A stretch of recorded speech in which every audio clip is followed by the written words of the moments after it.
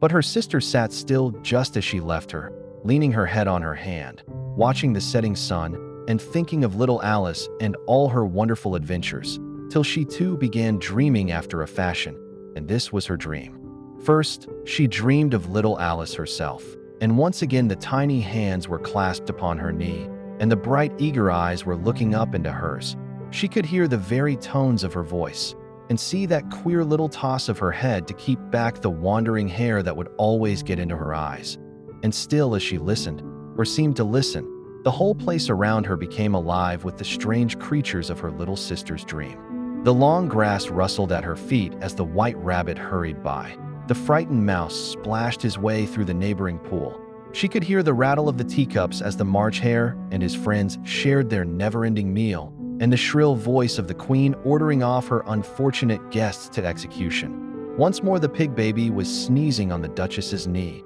while plates and dishes crashed around it.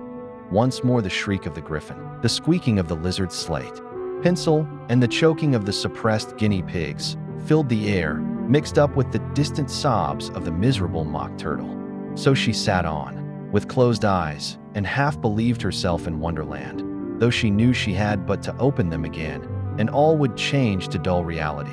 The grass would be only rustling in the wind, and the pool rippling to the waving of the reeds. The rattling teacups would change to tinkling sheep bells, and the queen's shrill cries to the voice of the shepherd boy, and the sneeze of the baby, the shriek of the griffin, and all the other queer noises would change, she knew, to the confused clamor of the busy farmyard, while the lowing of the cattle in the distance would take the place of the mock turtle's heavy sobs. Lastly, she pictured to herself how this same little sister of hers would, in the aftertime, be herself a grown woman, and how she would keep, through all her riper years, the simple and loving heart of her childhood, and how she would gather about her other little children and make their eyes bright and eager with many a strange tale, perhaps even with the dream of Wonderland of long ago, and how she would feel with all their simple sorrows and find a pleasure in all their simple joys, remembering her own child life